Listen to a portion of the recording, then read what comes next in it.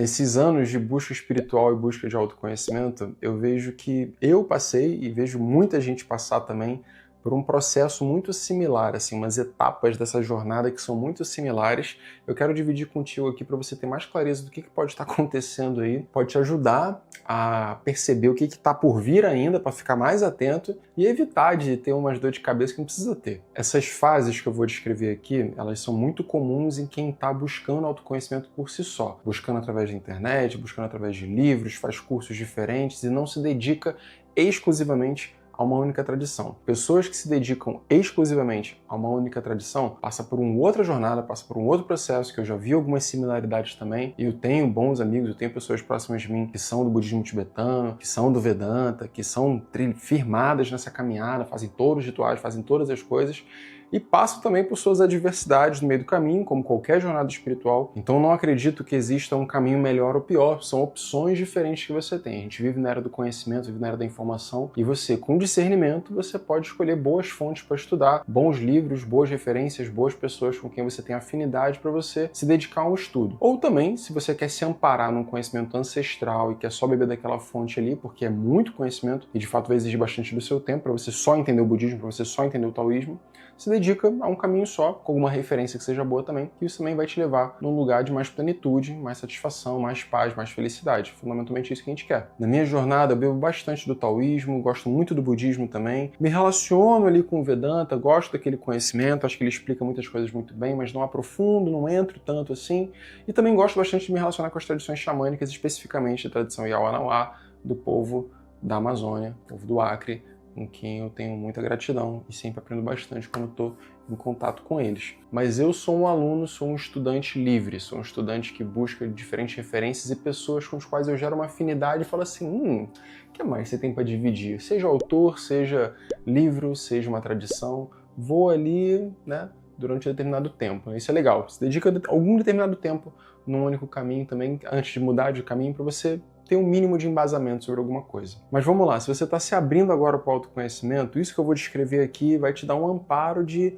conseguir reconhecer. Quando acontecer, você vai reconhecer assim, rapaz, agora está acontecendo aquele negócio que lá que eu vi no vídeo e tal, o cara falou, vai reconhecer. Agora, se você já vem numa jornada há algum tempo, você vai prestar atenção que você já passou por essas fases que eu vou descrever aqui. Confirma aqui embaixo para mim se eu quero saber se sim, se não. Eu acho que a primeira coisa a se descrever é a primeira fase, que é a fase inconsciente. Durante esse período de inconsciência, o indivíduo ele não consegue de fato refletir de que os atos que ele faz têm consequência, que ele é um ser vivo na existência e tudo aquilo que ele faz gera reverberações que voltam para ele de maneiras muito misteriosas. Então ele está inconsciente sobre a sua relação com o mundo. E isso gera diversos comportamentos, né, que são fruto dos seus condicionamentos. Então gera uma pessoa que está adormecida e anestesiada. Ela vai levando a vida da maneira como foi falado para levar, seguindo todos os status quo, seguindo todas as normas, todas as regras que foram implementadas nela através de sociedade, família e tudo mais. Então, nesse período de inconsciência, é isso. Assim, eu sou refém das minhas circunstâncias. Eu não tomo escolhas conscientes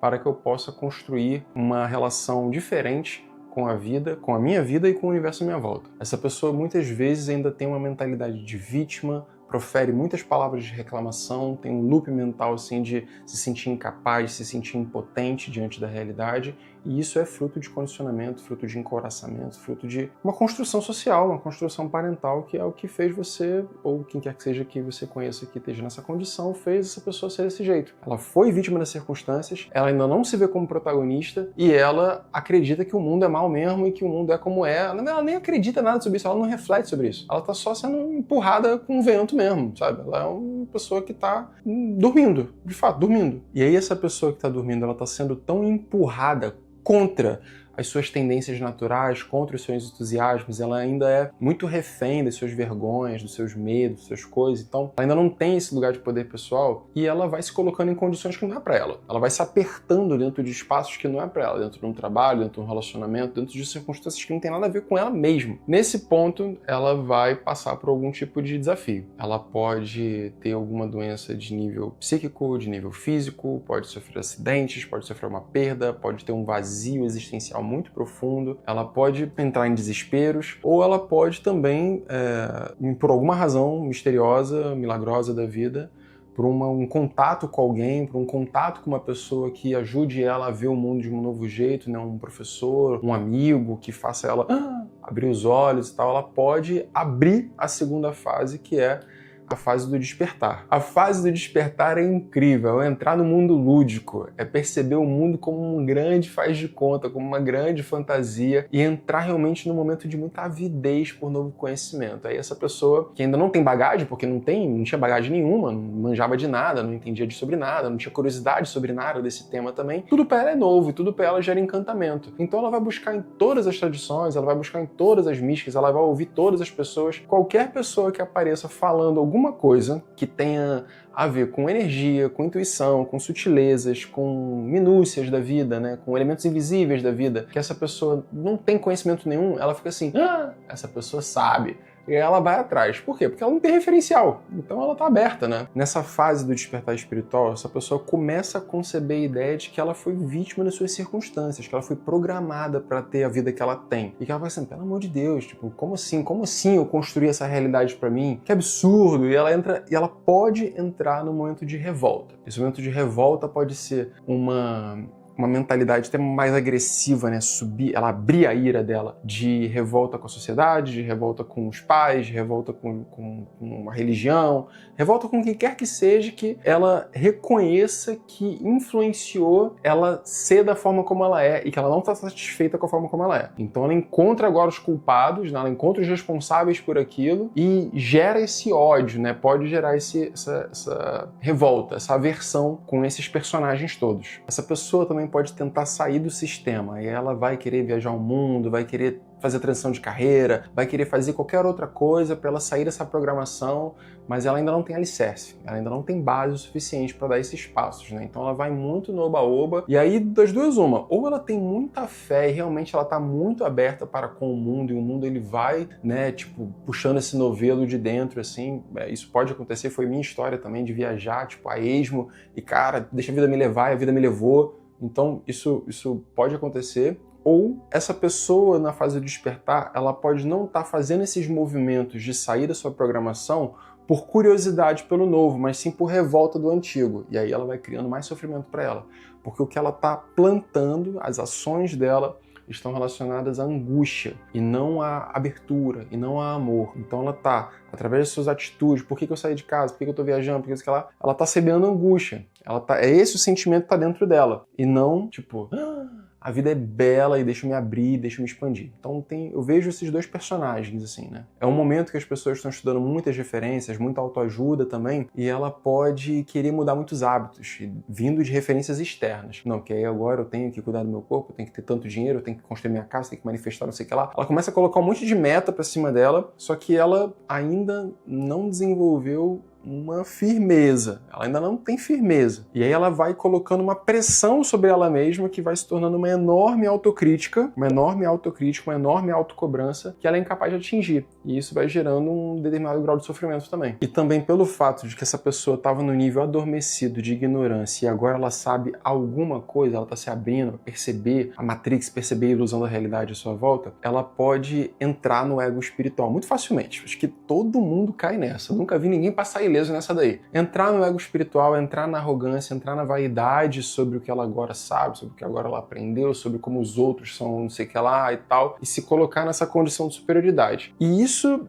eu acredito que é inevitável porque é um processo até importante, né? Acho que faz parte ali do ego dela de conseguir se diferenciar de alguma forma, sabe? De conseguir entender que dá pra ser de outro jeito, entender que essa estrutura que ela tem, ela não é fixa, né? Que a personalidade que ela tem, que ela não é fixa, que as ideias que ela tem, elas não são fixas. Então, ela conseguir encontrar algozes, encontrar pessoas que, na visão dela, são inferiores a ela, ajuda ela a afirmar essa verdade, ajuda ela a se estruturar dentro dessa nova percepção dela. Então acho que por isso acaba sendo muito comum em muitas pessoas, né? Mas isso passa, tranquilo. Depois vem uma fase mais pra frente que isso passa. Mas ainda na fase do despertar é muito encantador porque essa abertura com a intuição, essa abertura com a vida potencialmente mágica gera muitas sincronicidades, né? Então essa pessoa começa a ver sincronicidade de toda parte e isso vai abrindo ela. Maravilhoso. Deus é muito inteligente em criar essa alquimia toda, né, para a transformação da consciência humana. Esse contato todo com as sincronicidades, com os milagres, com a magia da vida, aumenta muito a fé dessa pessoa, que muitas vezes não tinha fé nenhuma. Aumenta muito a fé dela, aumenta muito a abertura dela. E nesse ponto ela pode até encontrar determinadas figuras ou mestres ou professores, inclusive bons professores, só que a forma como ela se aproxima desses professores é colocando essas pessoas num pedestal como se elas não fossem nem humanas. Então ela se relaciona com um lugar quase de endeusamento. Ela se coloca acima de quem não sabe nada e ela se coloca inferior de quem viu um pouco mais do que ela. Então ela cria essas condições para ela e esse é um processo que parece ser inevitável dentro dessa reformulação do novo ego. Ela precisa de uma referência superior, uma referência de potencial e uma referência de que pra cá eu não quero voltar. Então ela cria esses dois personagens aqui pra ela seguir a jornada dela. Só que acontece muita desilusão aí, porque essa projeção de um mestre perfeito, por vezes gera decepções, porque são humanos, né? E em algum momento essa pessoa vai ter algum deslize, vai falar alguma coisa que, né, que bata nas incoerências ali, alguma coisa, a pessoa vai assim, peraí. E aí ela se revolta de novo e sai daquela tradição, vai buscar outro lugar. Então isso é muito comum. Você já passou por isso? Já viu alguém assim? Conforme esse indivíduo vai passando nessa turbulência toda, nessa navegação de encantamento e desilusões com o mundo espiritual, com a intuição, ela vai ganhando algum nível de robustez. Ela vai, né, solidificando algumas coisas dentro dela, vai falar assim, não, isso aqui funciona, aquilo lá é balela. Ela vai criando umas coisas assim, e aí isso desenvolve a terceira fase, minha visão, tá? Isso aqui é tudo minha visão. Desenvolve a terceira fase, que é a fase do poder pessoal. Esse indivíduo agora começa a fazer uma busca mais séria, vai fazer cursos, retiros, treinamentos, vai se aprofundar, vai se dedicar, e ele vai descobrindo dentro de si o seu poder pessoal. Ele vai compreendendo com um pouco mais de minúcia sua mente e vai entendendo que ela tem a capacidade de influenciar a realidade à sua volta. Nesse momento, muita gente se perde na história de que, não, vou manifestar minhas coisas. Aí ela fica lá fazendo 1 milhão de coisas. Ela escreve, medita, faz um monte de coisa, faz reza, um monte de coisa, manifestar as coisas que eu quero. Ela vai desenvolvendo essa relação com o mundo, né? Tipo assim, mentalizo as coisas aqui, isso aqui me potencializa, me fortalece para que eu faça alguma coisa, para que eu fale de um determinado jeito, e aí as coisas vão se desenrolando. Ela vai descobrindo esse poder que, de fato, todo ser humano possui. Então é uma próxima etapa ali, depois de despertar, que a pessoa ela começa a ser um pouco mais séria, de se relacionar com ferramentas, de integrar de verdade ferramentas no seu cotidiano que ajudam ela a fazer a reprogramação do seu subconsciente, ou seja, desatar os nós do ego. Então ela começa a se relacionar um pouco mais com isso de maneira mais ávida, mais séria. Mesmo que essa pessoa esteja desenvolvendo novas rotinas, novas ferramentas para o seu relacionamento espiritual, por vezes ainda falta um estudo teórico, assim, uma visão mais ampla de filosofia, que pode ser vista em tradições distintas, pode ser obter da tradição cristã, tradição budista, tradição hindu, mas esse estudo mesmo, acho que a pessoa ainda não se relaciona tanto. Ela é um pouco mais entusiasta das ferramentas mais esotéricas, para ela poder fazer a vida dela acontecer. E ela, de fato, passa por algumas sincronicidades, né? Vive algumas sincronicidades que ela percebe que foi consequência da capacidade dela. Então ela vai querendo fazer mais isso. Aí ela vai tomando um percalço da espiritualidade ali, que ela começa a entrar muito num modo de quero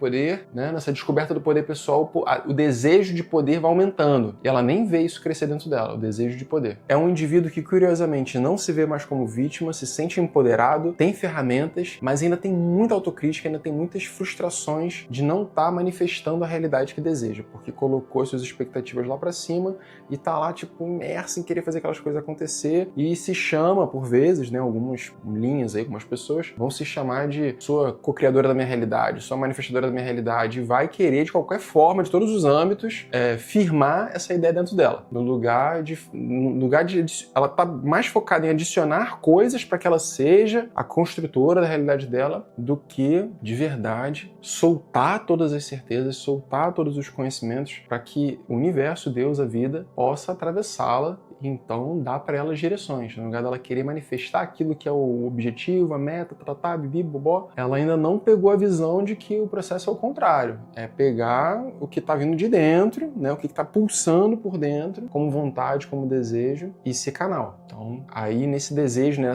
nesse acúmulo de tanto desejo, né, raga, nesse acúmulo de tanto desejo, eu vejo que entra uma outra fase, acontece uma outra coisa. Depois dessa descoberta do poder pessoal, desse protagonismo, dessa segurança confiança com a vida, né, dessa capacidade, essa autonomia toda, essa pessoa ela começa a passar por uns perrengues também que ela não vê nem de onde está vindo. Toma uns tropeços maluco da vida, ela achou que tinha entendido tudo, que tinha solucionado tudo. Aí começa a acontecer umas sincronicidades ruins, umas coisas que ela vê que tem a ver com ela, que tá trazendo uma lição pra ela, mas que é muito duro, e que ela fica assim, por que isso tá acontecendo comigo? Eu tava aqui tão na minha firmeza, E esse é o momento onde acontece a fase do tombo. Essa é uma fase da jornada espiritual que a gente pode ir e voltar dela algumas vezes, que é o tropeço no meio do caminho, né? Que você tá tanta certeza, achou que entendeu tudo, e vem a vida te dá um sacolejo pra tu ver que tu não entendeu nada ainda, né? Te dá um armlock voador, você não viu nem de onde veio. E esses tombos, esses tropeços da espiritualidade, eles podem ser tão avassaladores que acontece uma coisa que eu vejo que é comum, mas que tem cura, a gente resolve, a gente trabalha nisso, que é a quebra da fé. Então essa pessoa ela tinha uma relação com o sagrado, ela acreditava nisso, ela via o mundo de uma maneira que é sutil, ela via que existia uma relação dela com o mundo. E aí aquilo ali foi partido, porque todas as expectativas que ela colocou, as crenças que ela tinha, que foi dada por outras pessoas, que não foi desenvolvido de dentro para fora, tudo aquilo ali projetava uma possibilidade dela se relacionar com o mundo de uma maneira perfeita. E ela vai lá e toma uns tabaco, e aí isso parte a fé dessa pessoa que por vezes demora muito tempo, pode demorar anos, para a pessoa reconstruir. É um momento da vida que a gente vai chamar de noite escura da alma, que a gente vai chamar de vale da sombra e da morte, mas é um momento da vida de pouca sorte, de pouca boa-aventurança, de você chegar a cogitar a ideia de que você tá sozinho mesmo, que tipo assim, não tem mais nada, que é tudo uma grande farsa, que é tudo uma grande ilusão, e que você tá desolado e solitário. E você procurou muito fora, você ficou buscando muita informação fora. Você ficou se relacionando muito com o sagrado por fora e não por dentro. Esquecendo de que existe uma fonte primordial dentro. Então esse lugar aqui que cai no esquecimento depois desse tombo. E por vezes demora, cai no esquecimento e gera trauma. Gera desconforto físico, principalmente no peito e no coração. Da pessoa ser capaz de estar com o coração aberto e sentir essa emanação da vida de dentro dela. Isso se torna desafiador e essa pessoa passa, por vezes, um bom tempo da vida a esmo. Esse é o momento dessa quebra da fé, esse é o momento que muita gente abandona a espiritualidade.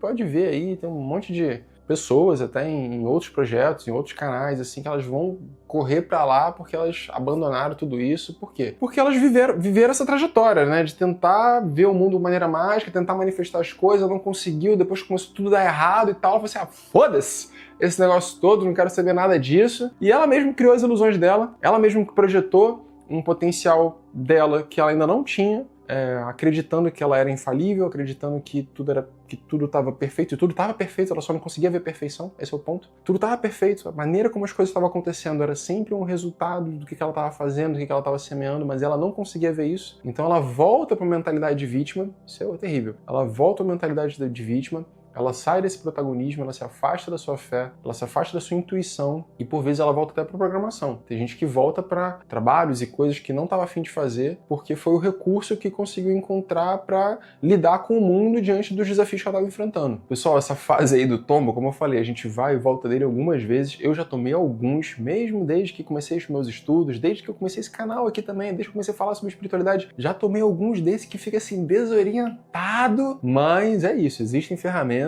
que ajudam a gente a voltar para dentro, a se reconectar de novo e com muita humildade, com muita abertura, né, com muita clareza do tamanho da nossa inconsciência, do tamanho do quanto a gente não entende, voltar a ser aberto, voltar a ter espaço dentro de si. Né? Como eu falo para todo mundo aqui, o que mais me ajudou com isso, o que mais me ajudou a desenvolver essa abertura, mais e mais na minha vida, né? Um trabalho constante, é o relacionamento com o meu corpo, é a consciência corporal. Porque eu vou percebendo como que o meu corpo está reagindo às situações e o que eu devo fazer então para relaxá-lo, abri-lo, reconfigurar o meu sistema nervoso, que aí a mente está funcionando de uma maneira clara, a mente está com uma visão que não está turva, de não estar tomando ações que são inconscientes o tempo todo e tudo mais, fica mais óbvio, fica mais fácil de você perceber, porque o corpo ele é a tua mente e você vai só alinhando a tua relação corpo-mente, entendendo o corpo-mente como uma coisa só. Essa fase do tombo é uma fase também que pode gerar muito ranço com a espiritualidade, se afastar de grupos, se afastar de pessoas, que é importante você ter gratidão, porque contribuíram para várias bênçãos na tua vida, vários milagres na tua vida, abriram muitas coisas, mas que te dói, olha só como é curioso, te dói você reconhecer que aquilo que você projetou quebrou, falhou, deu errado, te afastou desse sentimento sagrado, e aí, novamente, né, o ser humano ele projeta. Você precisa ter um algoz, você precisa ter um vilão. Aí você vai vilanizar o professor, você vai vilanizar a pessoa que te ensinou qualquer coisa, um amigo, você vai vilanizar os teus influencers favoritos, vai vilanizar a tradição, tu vai vilanizar o culto, o grupo que tu fazia parte, que seja. Você vai encontrar essa figura que é o teu algoz para você falar, essas pessoas não sabe de nada, tenho ranço delas, não quero elas perto de mim, mesmo para afastar desse negócio, tu entra no modo de revolta. Aí é isso, voltou do Arcasa. Não é por aí, sacou? Você pode tomar outros caminhos, escolher outras tradições, outros lugares com que você aprenda de uma maneira que faça sentido para você, mas não guarda esses sentimentos não, porque isso só te afasta do espiritual e da ingratidão também de tudo que você pode colher, porque você colheu coisa no meio do caminho, entende? Faz parte, isso aí faz parte da jornada, tem que perceber os movimentos todos da mente, porque a mente é curiosa, a mente é um bicho, ó, não é o ego especificamente, não a mente, que a mente é muita coisa, o ego especificamente, ele quer se proteger, ele é esgueiro, ele vai se esgueirando dentro de você, então fica ligado. Agora, quem passa dessa fase do tombo e não perdeu o seu relacionamento com a fé, não perdeu o seu relacionamento com o invisível, na verdade, mergulhou mais ainda. Tipo, tava aqui numa camada, aí assim, tropecei aqui, me perdi e tal. No lugar de eu ir embora, eu vou mergulhar mais. A pessoa mergulha mais ainda, aí ela encontra coisas muito sagradas, assim. Ela encontra o poder da disciplina, ela encontra o poder da firmeza, da retidão, ela encontra o poder das virtudes, dos valores. Aí essa pessoa começa a se amparar mais nos conhecimentos históricos, filosóficos, começa a estudar mais, vai buscando por conta dela mesmo uma determinada corrente ou uma série de livros que seja que ampare ela esse novo pensamento para criar um novo sistema de crenças que seja mais saudável. Então essa pessoa ela vai se amparando mais. E aí nessa nova fase essa pessoa inicia essa nova jornada que é a nova jornada da disciplina, de realmente se relacionar com o mundo nessa abnegação, porque a disciplina é isso, é você tirar as tuas vontades mesquinhas do caminho.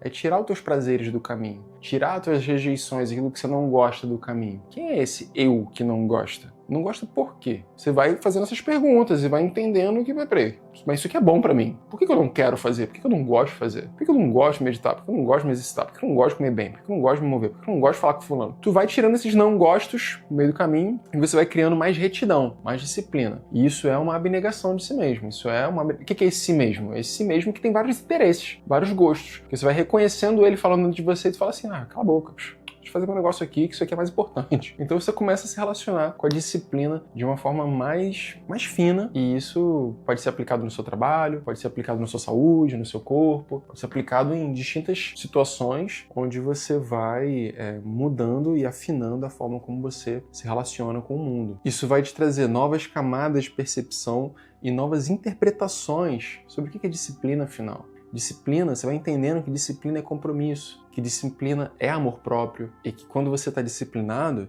você está dando amor, você está amando você mesmo e os seus interesses mais profundos, seus interesses mais importantes para você. A sua disciplina se torna um canal do teu amor próprio no mundo e para dentro também.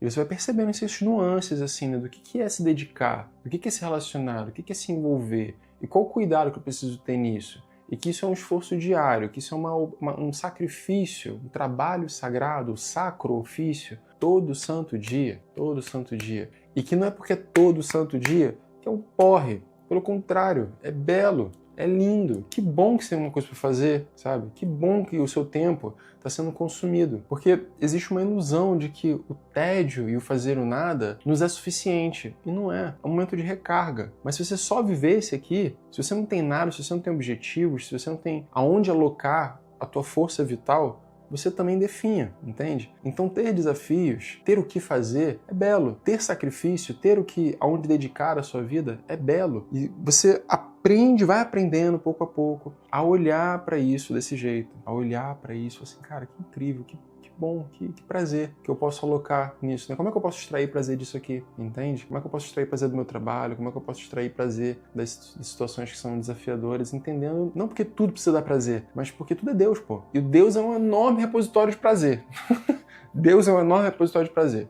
É o amor incondicional do mais infinito grau e que a gente pode se relacionar com ele. Deus tem muitas facetas, né? O universo, a realidade, tem muitas facetas, mas o que é transversal em todas as tradições, né, pelo menos as que eu já pude ler, é que a natureza dessas muitas facetas é o amor puro, é o ápice, é o êxtase, é isso, assim, essa é a natureza dessas múltiplas facetas. A mais basal, a mais essencial de tudo isso. E quando a gente vai atravessando, quando a gente vê alguma faceta que é desconfortável, uma faceta que é dura, que é dolorosa e tudo mais, é porque eu ainda não aprendi a enxergar o que está por trás daquilo. Alguma situação, ainda não aprendi a enxergar o que está por trás daquilo. E quando eu vou aprendendo a enxergar, seja o meu crescimento, seja o que precisou acontecer para reorganizar as relações e as coisas à minha volta, ou para trazer um elemento, uma circunstância à tona que pudesse possibilitar o aprendizado meu, do outro, de todos nós, a nossa compreensão maior. Enquanto eu não consigo ver isso, eu fico nesse ato de brigar com a vida, entende? E não colher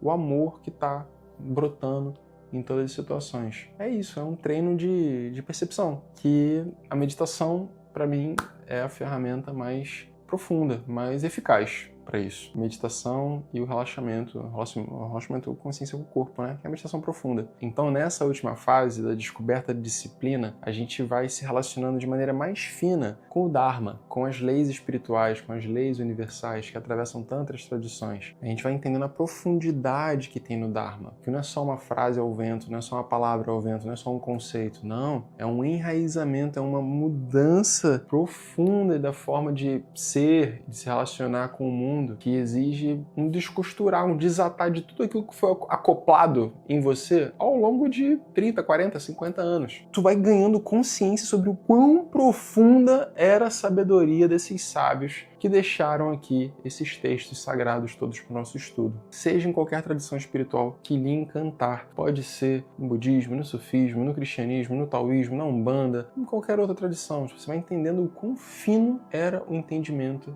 dessas pessoas. E aí você vai se aprofundando na sua jornada com o Dharma. E aí esse é o ponto. Aqui é onde você começa a entender que essa caminhada, ela não é tão simples quanto a gente pensou que era, não é tão fácil e lúdica quanto a gente pensou que era, e que fazer isso em grupo é mais fácil. Você vai descobrindo o poder das ferramentas mesmo, de escrita, de meditação, de respiração, de yoga, que seja, o poder, a profundidade que essas ferramentas têm para acoplar essas novas formas de ler o mundo dentro de você, e você vai entendendo a profundidade que a filosofia, o estudo, a reflexão, a meditação, a contemplação, né, sobre o conhecimento que outras pessoas viveram também, deixaram aqui como leis universais, pode te ajudar também na sua jornada de afinamento e equilíbrio. A gente está andando no fio da navalha, galera. Todo dia um equilíbrio. Você está andando aqui ó, na corda bamba, segurando a vara aqui, ó. Anda com cuidado, caminha a passos lentos, que você vai chegar onde você quer chegar, entendeu? Sem pressa, sem pausa. Espero que esse vídeo aqui tenha te trazido boas reflexões. Comenta aqui embaixo o que você achou. Se você se identificou com alguma etapa aqui, se já viveu alguma e tal. Quero saber se você vê outras, se você vê ramificações do que eu falei aqui. Mas espero que esse vídeo tenha te trazido boas reflexões. Te vejo no próximo. E comenta aqui embaixo se você quer algum tópico específico, precisa de ajuda com algum assunto. Vai ser um prazer poder contribuir, tá bom? Até lá!